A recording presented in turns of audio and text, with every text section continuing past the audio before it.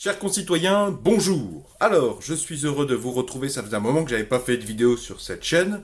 Je vis avec une étrangère depuis bientôt plus de 2 ans et je suis en couple officiellement avec cette personne depuis 3 ans. Je vais pas vous donner trop de détails pour protéger ma vie privée, mais on va dire que ma compagne est russe. Et dans la vie de tous les jours, c'est un petit peu délicat quand on est français et content, fier de sa culture et donc de sa langue. C'est délicat parce que ma compagne, elle n'a pas appris le français en prenant des cours, elle a appris sur le tas et elle fait beaucoup d'erreurs. Et puis elle vient d'un pays où, par exemple, on n'utilise pas d'article. Et on ne dit pas le ou la, il n'y a pas de genre pour les objets, en tout cas pas au niveau de l'article. Donc c'est toute une gymnastique, un ensemble de règles nouvelles à apprendre pour elle. Et il faut reconnaître que dans le français, il y a beaucoup d'exceptions aux règles. C'est quand même un sacré labyrinthe. Et c'est très pénible, c'est très coûteux, ça parasite beaucoup la relation parce que moi j'essaie de faire des efforts pour lui apprendre, pour lui transmettre des choses. Et j'ai l'impression parfois, quand je suis particulièrement fatigué, que ça ne sert à rien. Donc je suis ouvert, je suis intéressé par toutes les astuces qui permettent d'apprendre le français, d'enseigner le français, d'aider les étrangers qui sont en France à améliorer le français parce que je pense que une fois que vous maîtrisez bien la langue, une fois que quelqu'un ne peut plus détecter que vous êtes étranger à cause de votre accent ou du nombre de fautes d'orthographe ou de conjugaison que vous faites, eh ben vous pouvez aller partout et vous pouvez passer d'une caste à l'autre, d'un cercle social à un autre en France, à peu près n'importe comment. Les portes vous sont ouvertes et puis pour obtenir les titres de séjour ou vous faire naturaliser, c'est très très très important.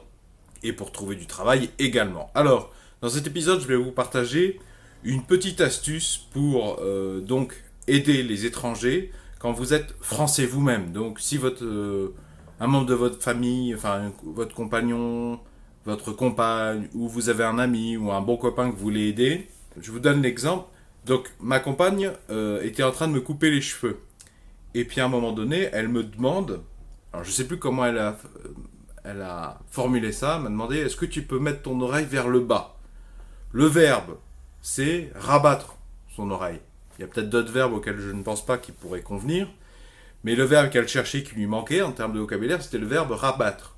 Est-ce que tu peux rabattre ton oreille? Alors, ce que je vous invite à faire, c'est...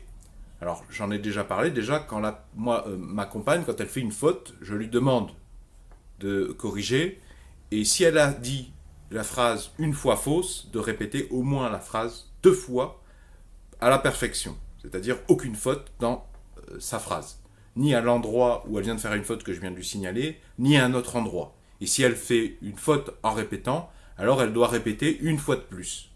Et donc, outre cette règle, ma compagne, donc, je lui ai signalé, demande-moi, peux-tu rabattre ton oreille? Donc Et là, il y a un jeu à instaurer, c'est-à-dire que j'ai commencé à dire, voilà, j'ai rabattu mon oreille. Est-ce que tu trouves que mon oreille est suffisamment bien rabattue? Tu n'hésiteras pas à me signaler quand tu auras besoin que je rabatte l'autre oreille. C'est un jeu, hein, le but c'est pas de se moquer ou de ridiculiser la personne, c'est de rester dans une ambiance détendue, c'est presque un jeu, de manière à ce que on stimule la mémorisation, l'empreinte du mot dans le cerveau de la personne en l'utilisant, parce que finalement, si cette personne qui a appris le français sur le tas n'aime pas mémoriser le verbe, il lui manque ce verbe, c'est peut-être bien qu'elle l'a pas beaucoup entendu. En effet, rabattre, c'est pas un verbe qu'on utilise forcément tous les jours. Et je vais vous donner un autre exemple. Nous avons une amie commune qui s'appelle Dalia, à qui je passe le bonjour. Dalia, on va dire qu'elle est pakistanaise. Et un jour sur Facebook, je la vois publier une blague, si je peux appeler ça une blague. C'était un post sur Facebook qui essayait de discréditer un petit peu la langue française, qui mettait en parallèle que, par exemple, en anglais, on dit What's this? Et que pour dire la même chose à peu près en français, on pouvait dire qu'est-ce que c'est? Et donc, ce post Facebook se moquait de la langue française en disant, vous voyez, dans qu'est-ce que c'est, le nombre de mots qu'il faut pour dire la même chose que dans What's this? En anglais. Et j'avais rétorqué à Dalia que en français, pour dire la traduction de What's this, c'est qu'est-ce. Si vous voulez dire l'équivalent de What's this en français, vous dites qu'est-ce. Et vous vous apercevrez qu'il y a à peu près le même nombre de mots. En tout cas, il y en a beaucoup moins que dans qu'est-ce que c'est. Et donc, par exemple, si Dalia avait été apportée, je pense que pendant un quart d'heure, ou si on avait été faire la fête tous ensemble, danser la salsa, à différents moments dans la conversation, de manière un peu coquille and funny, j'aurais dit oh regarde cet oiseau, mais qu'est-ce donc?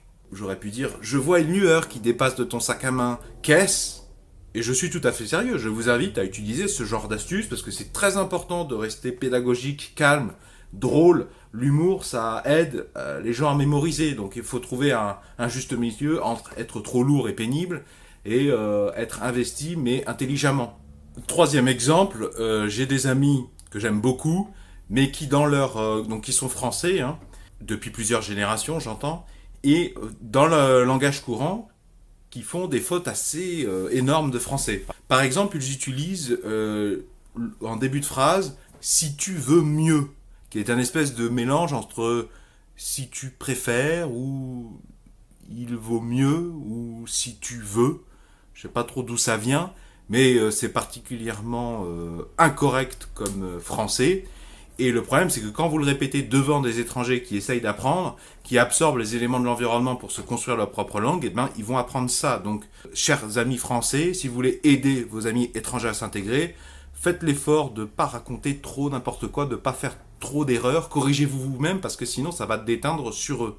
Autre exemple, j'entends beaucoup de personnes qui disent « ce que j'ai besoin ». Ce dont j'ai besoin est la seule forme correcte. Ce que j'ai besoin, c'est une particulièrement grosse faute de français. Faites attention. Si vous faites l'erreur, ça ne fait pas de vous quelqu'un d'inférieur. C'est pas ce que je suis en train de dire. Mais dans votre optique, si vous voulez vraiment aider les étrangers qui le méritent parce qu'ils travaillent dur depuis des années en France à s'intégrer, ou aider les élèves à avoir autant de chances que les autres enfants à progresser dans le système social, scolaire, professionnel, faites attention à ne pas répéter des dizaines, des centaines et à la fin de l'année des milliers de fois des choses incorrectes dans leur oreille. Amusez-vous entre vous à aller chercher des verbes que vous n'utilisez pas, peu usités ou assez inhabituels, des verbes que vous attendez plus à rencontrer dans des ouvrages de la littérature plutôt que dans les conversations courantes. C'est des verbes qui sont là pour ça. En général, pour décrire des actions en français, on a des verbes précis qui veulent dire précisément ces choses. Pas besoin d'avoir recours à faire suivi de prépositions ou de propositions longues comme le bras qui alourdissent notre vocabulaire en plus, qui alourdissent nos tournures de phrases.